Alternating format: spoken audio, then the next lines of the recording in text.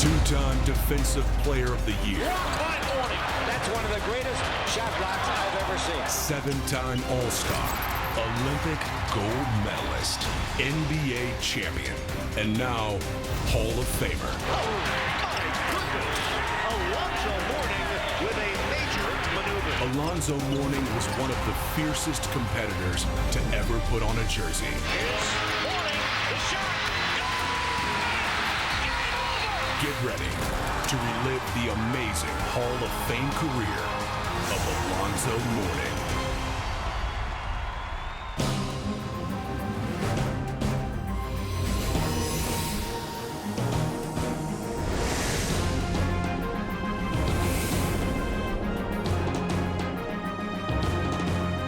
Hi, everybody. Welcome to Looking Back at Alonzo as we revisit the life and career of Hall of Famer Alonzo Mourning. I'm Matt Weiner. Mourning was one of the most intimidating defenders the game has ever seen. A two-time Defensive Player of the Year who brandished biceps like weapons and blocked shots with fury. But he began as a kid simply looking for a stable home. So his former coach, John Thompson, sat down with Mourning and talked about his uncertain start in life. I want to start off, though, in asking you, Alonzo, to reflect on your childhood a little bit. I think it's a very interesting path you took to the Hall of Fame. How did it start?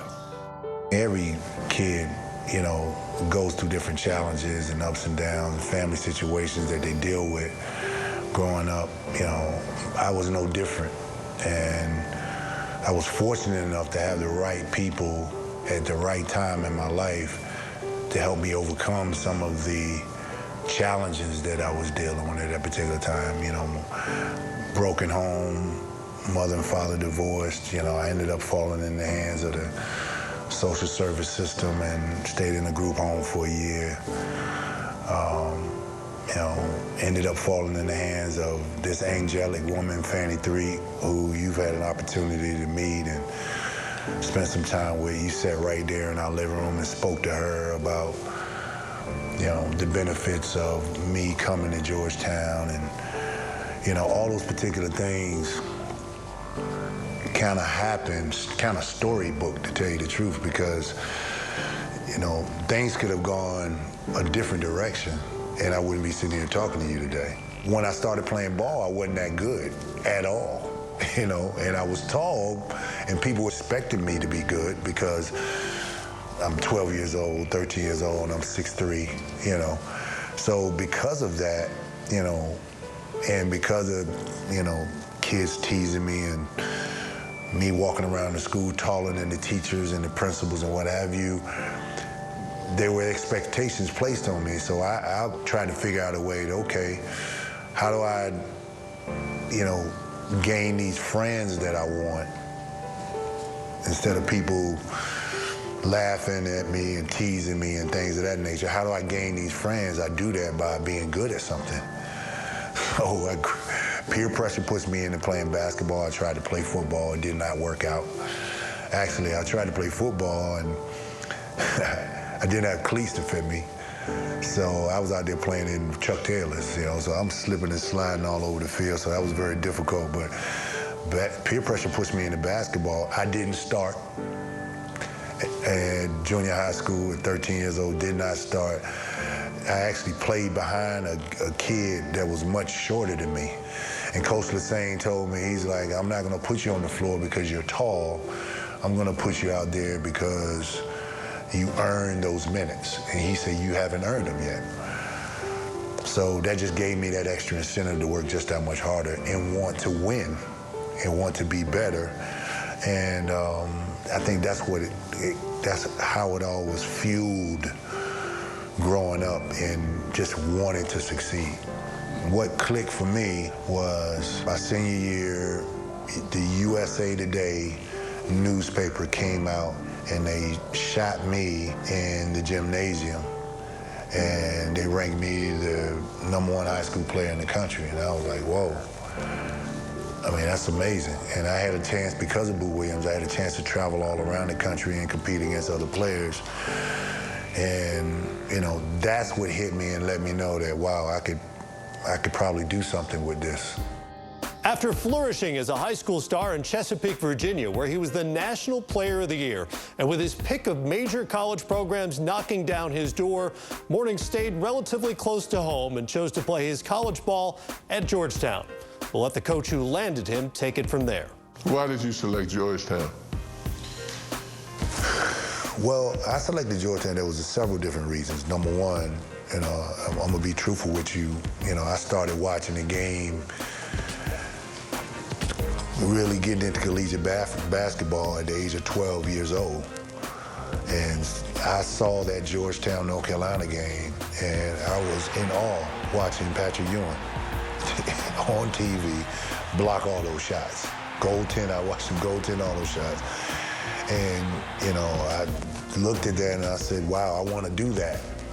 I want to do that. So that alone, TV attracted me to Georgetown. What happened between your relationship with Patrick? How did that interact with your feelings about being here? I started with that game, watching that game in '82 when I was 12 years old, watching that game, and then following his career, and then pretty much mentoring,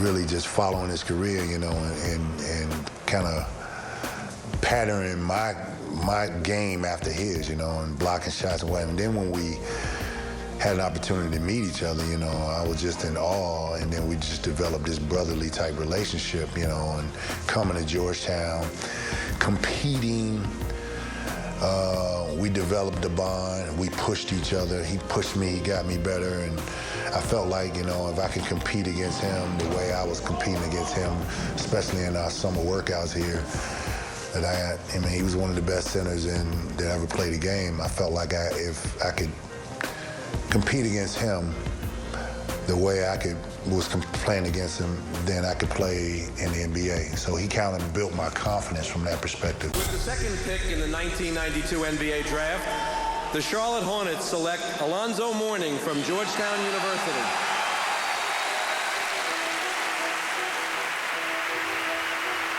Mourning spent his first 3 NBA seasons in Charlotte, where the Hornets won a first-round playoff series over the Celtics during his rookie year. But Zoe was traded to Miami, where his Heat began a long and bitter rivalry with the New York Knicks. It came to a head during the 1998 playoffs. Hardaway, no. Rebound, New York. And fists are flying at the other end. When Mourning was in the middle of a memorable brawl, highlighted by Knicks head coach Jeff Van Gundy clinging to Mourning's leg. A moment both embarrassing and, looking back, just plain funny. One of the moments where, when you react with anger without thinking, and not understanding the ramifications, and it just costs our team an opportunity to move on to the next round. And at that particular time, all I remember was just a fray of people around me and Larry, and me trying to get to Larry. And then I felt Jeff Van Gundy hanging on my leg and literally holding on like a little kid. I actually, like my 4-year-old hangs on my leg now. And legs wrapped around me, everything. And I'm sitting here, are you kidding me right now? It's probably one of the most comical moments in sports history. Got to be, And to this day, when we see each other, before we even say hi, we start laughing.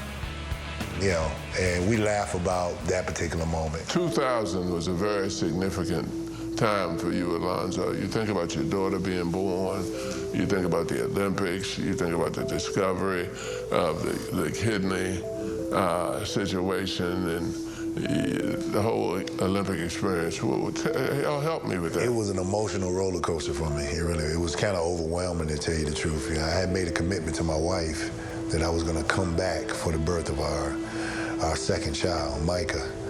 All the flying that I was doing at that particular time, I thought that an effect on my health as well because, you know, my body was retaining a lot of fluids because of the kidney disorder and the nephritis. So I was swelling up, you know, and the trainer, Tom, that was with the Olympics at that particular time was telling me, oh, you know, you've been flying a lot, you know, so, you know, that's why you have this edema and you have this swelling in your legs, you know, but I made that commitment to my wife that I would fly back from Sydney, witness the birth of my child, and it was amazing how it happened, you know, because Mickey Harrison sent the plane for me to meet me in Los Angeles, and literally when I got to Miami, as soon as I got to the hospital, 20 minutes later, my daughter was born, because literally I flew all the way around the world just to get to Miami, and with 20 minutes to spare. So, I mean, I could have been a traffic jam or accident, what have you, you know, I would have missed it, you know, so it was scripted way beyond, and God was leading the whole way throughout that process, you know, and I tell you, it was just an amazing experience to be able to go back, play in the Olympics and win a gold medal. And I got awarded USA Basketball Player of the Year as well, you know, so that was huge at that particular time. Unbeknownst to me, you know, I was carrying this kidney disease at that particular time and didn't even know it and was playing through all of that. You know, that just goes to show you that I'm wired differently.